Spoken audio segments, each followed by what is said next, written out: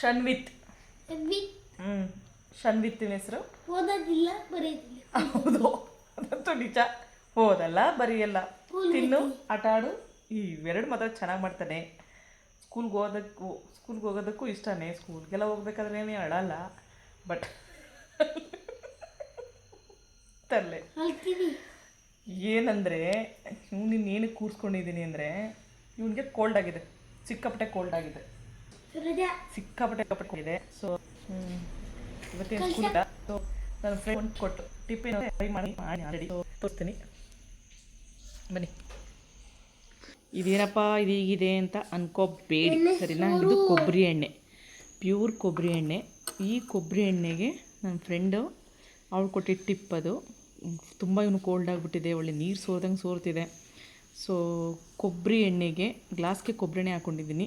ಕೊಬ್ಬರಿ ಎಣ್ಣೆಗೆ ಸ್ವಲ್ಪ ಅಡುಗೆ ಅರಿಶಿನ, 2 ಎಸಳು ಬೆಳ್ಳುಳ್ಳಿ, 2 ಕಾಳು ಮೆಣಸು ಜಜ್ಜಿಬಿಟ್ಟು ಹಾಕ್ಕೊಂಡಿದ್ದೀನಿ.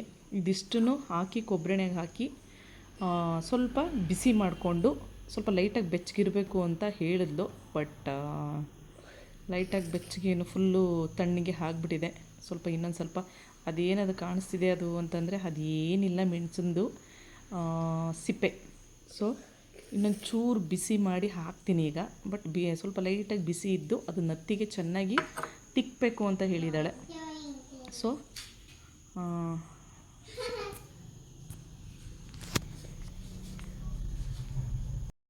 ನತ್ತಿಗೆ ಹಾಕ್ಬಿಟ್ಟು ಚೆನ್ನಾಗಿ ಮಸಾಜ್ ಟೈಪಲ್ಲಿ ಮಾಡು ಅಂತ ಹೇಳಿದ್ದಾಳೆ. ಈಗ ಅದನ್ನು ಅವನಿಗೆ ಮಾಡಬೇಕೀಗ, ಮಾಡ್ತಾಯಿದ್ದೀನಿ. ಸಿಕ್ಕಾಪಟ್ಟೆ ಕೋಲ್ಡ್ ಆಗಿದೆ, ವೆದರು ಕೂಡ ಹಾಗೇ ಇದೆ, ಏನೂ ಮಾಡೋಕ್ಕಾಗಲ್ಲ. ಕೋಲ್ಡ್ ವಾಟರು ಮತ್ತು ಆ ನೀರು ಈ ನೀರು ಅಂತ ಕುಡಿತಾ ಇರ್ತಾರೆ, ಜ್ಯೂಸು ಅದು ಇದು ಅಂತ. ಆ ಥರ ಕುಡಿದ್ಮೇಲೆ ಕೋಲ್ಡ್ ಆಗೋದು ಸಾಮಾನ್ಯ ಅದು. ಸೊ ಈಗ ಒಂದು ತಲೆಗೆ ಅಪ್ಲೈ ಮಾಡ್ತಾ ಇದ್ದೀನಿ.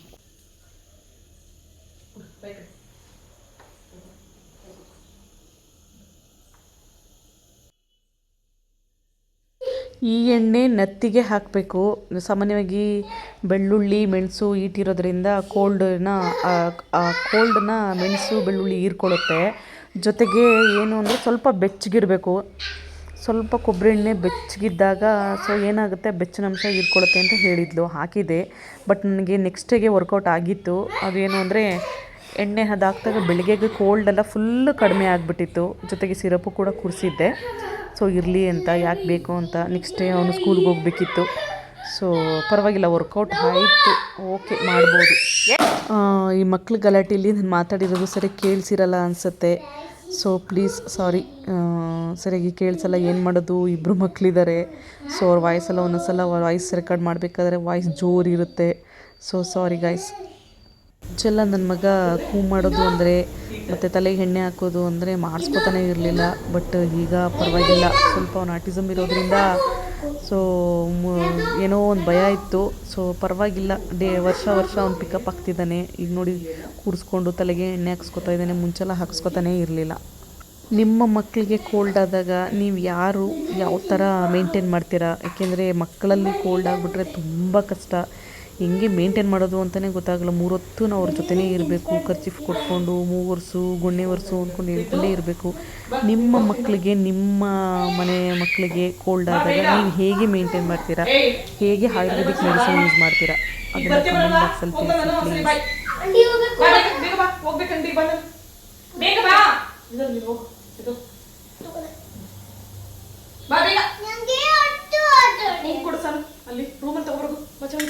ನನ್ನ ಮಗಳಿಗೇನು ಕೋಲ್ಡ್ ಆಗಿಲ್ಲ, ಅದೇ ಎಣ್ಣೆನೇ ಅವ್ರಿಗೆ ಹಾಕ್ತಾ ಇದ್ದೀನಿ, ಸ್ವಲ್ಪ ಕೋಲ್ಡ್ ಆಗಬಾರ್ದು ಅಂತ.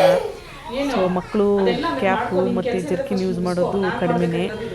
ಇವಳಿಗೆ ಎಣ್ಣೆ ಹಾಕಿ ತಲೆ ಬಚ್ಚಬೇಕು. ಕರ್ಲಿ ಹೇರು ಅಬ್ಬಬ್ಬ ಒಂದು ಚೂರು ಸಿಕ್ಕು ಅಂತಲೇ ಅನಿಸಲ್ಲ. ತುಂಬ ನನಗಂತೂ ಇರಿಟೇಟ್ ಮಾಡಿಬಿಡ್ತಾಳೆ, ಹಿಂಸೆ ಕೊಟ್ಟು ಕೂರಿಸ್ತಾಳೆ.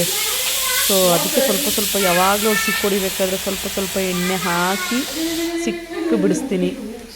ಸೊ ಅದಕ್ಕೆ ಕೂರಿಸ್ಕೊಂಡು ಸಿಕ್ಕ ತೆಗಿಬೇಕು ಅವಳ ತಲೆಯಲ್ಲಿ. ಸ್ವಲ್ಪ ಎಣ್ಣೆ ಹಾಕಿ ಬಚ್ಚಿದ್ರೆ ಸ್ವಲ್ಪ ಸಿಕ್ಕಿನಂಶ ಕಡಿಮೆ ಆಗುತ್ತೆ. ಅದಕ್ಕೆ ಸ್ವಲ್ಪ ಎಣ್ಣೆ ಹಾಕ್ಕೊಂಡು ಸಿಕ್ಕು ಬಿಡಿಸ್ತಾ ಇದ್ದೀನಿ ಅವಳಿಗೆ. ಹೆಣ್ಮಕ್ಳಿಗೆ ಆದಷ್ಟು ಕರ್ಲಿ ಹೇರ್ಗಿಂತ ಸ್ಟ್ರೈಟ್ ಹೇರ್ ಇದ್ರೇ ಚೆಂದ ಅನಿಸುತ್ತೆ. ನನಗೂ ನನ್ನ ಮಗಳಿಗೂ ಸೇಮ್ ಕರ್ಲಿ ಹೇರೇನೆ. ಅವಳಿಗೆ ಕರ್ಲಿ ಹೇರ್ ಸ್ವಲ್ಪ ಫೇರ್ ಇರೋದ್ರಿಂದ ಸೊ ಅಷ್ಟೊಂದೇನು ಚೆನ್ನಾಗಿಲ್ಲ ಅನ್ಸಲ್ಲ, ಚೆನ್ನಾಗಿದೆ ಅವಳಿಗೆ. ಕರ್ಲಿ ಹೇರ್ ಇರೋರಿಗೆ ಫೇರ್ ಇದ್ದರೆ ಲುಕ್ ಅನಿಸುತ್ತೆ. ನನ್ನ ಮಗಳಿಗೆ ಯಾಕಾದ್ರೂ ಕರ್ಲಿ ಹೇರ್ ಬಂತು ಅಂತ ಬೇಜಾರಾಗ್ತಿರುತ್ತೆ. ಮೇಂಟೈನ್ ಮಾಡೋದು ತುಂಬ ಕಷ್ಟ ಕರ್ಲಿ ಹೇರ್ ಇರೋರಿಗೆ.